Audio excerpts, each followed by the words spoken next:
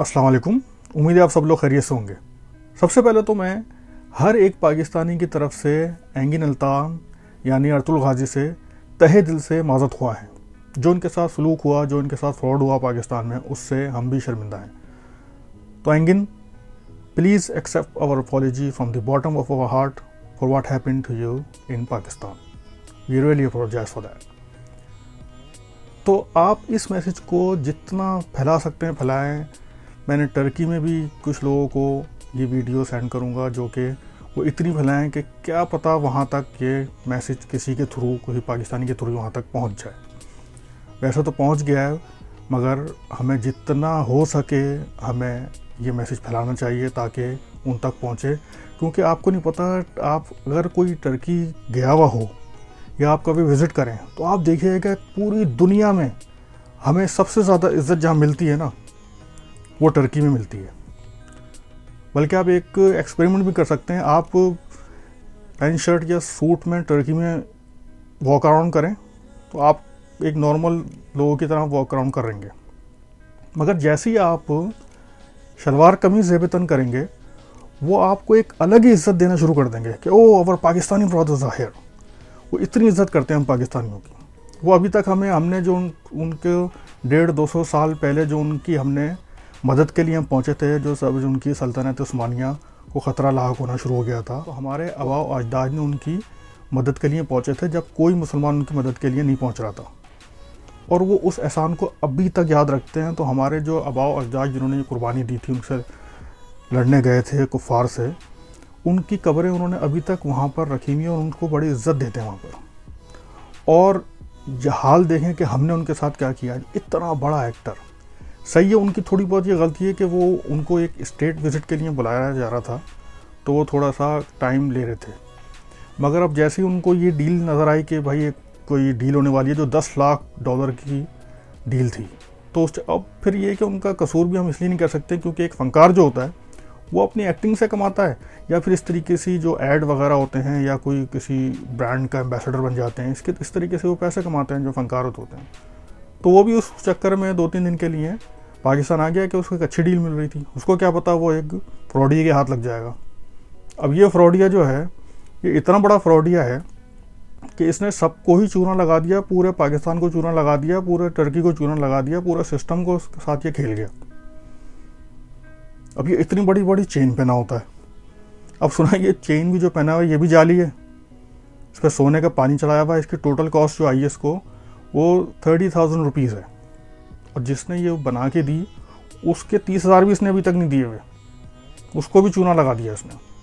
कोई बोलता है ये टेक्सटाइल मिल का मालिक है, कोई बोलता है कि ये शीशे की इसकी फैक्ट्री है। मेरे ख्याल से शीशे की होगी, जिस तरह से इसने पूरे सिस्टम को शीशे में उतारा। अर्तुगरुल को भी शीशे में उतार दिया। हम उसको अर्तुगरुल ही कहते हैं, उनको अर्तुगरुल गाजी से सब जानते हैं। तो अर्तुगरुल को भी शीशे में उतार लिया उसने। मगर आप ये देखें कि जो इमरान खान हर वक्त रोता नहीं रहता कि इन लोगों ने पूरे सिस्टम में बर्बादी मचा दी है, हर इदारे को करप्ट कर दिया उन्होंने। अब हमारे इदारे अगर काम कर रहे होते तो ये हरकत कभी भी नहीं होती। वही पैसे दे दिला के इसने काम करवा लिया।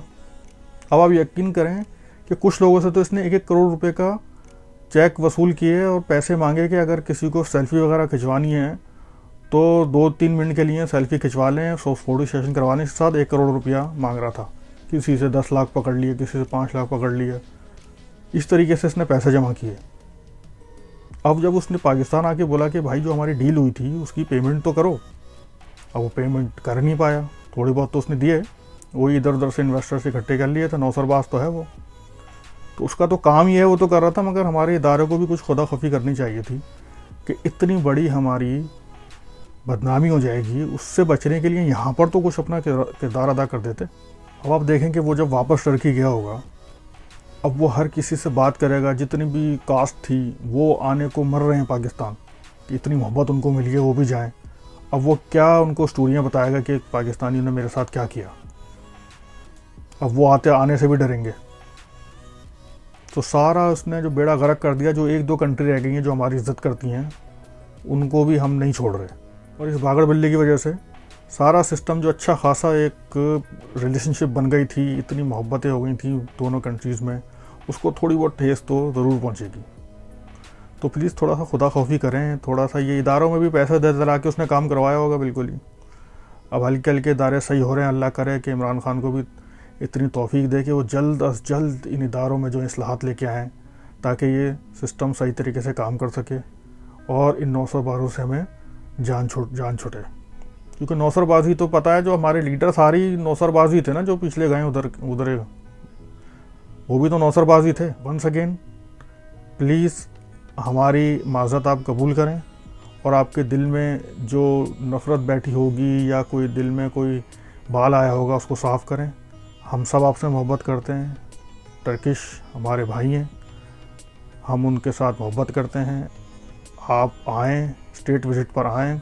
अब वो पता है इतनी डेस्परेटली वो चाहता था कि इमरान खान से या जनरल बाजवा से मुलाकात हो, और इस नौसरबाज ने इसको ये भी वादा किया था, प्रॉमिस किया था कि मैं इमरान खान से मुलाकात करवाऊंगा और चीफ ऑफ आर्मी स्टाफ से मुलाकात कराऊंगा।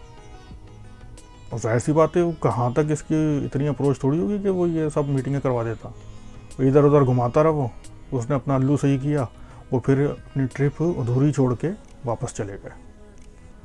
तो बड़े ही अफसोस की बात है। खैर, हमें भी इर्द गिर्द जो है ना नज़र रखनी चाहिए कि ऐसे नौसरबाजों को हमें एक्सपोज करना चाहिए इससे पहले कि वो कोई भंड कर दें, कोई मुल्क को नुकसान पहुंचाएं। उससे पहले ही हमें ऐसे लोगों को सामने लेके आना चाहिए। अब वंस अगेन एंजिन भाई, प्लीज़ एक्सेप्ट आवर अपॉलजी।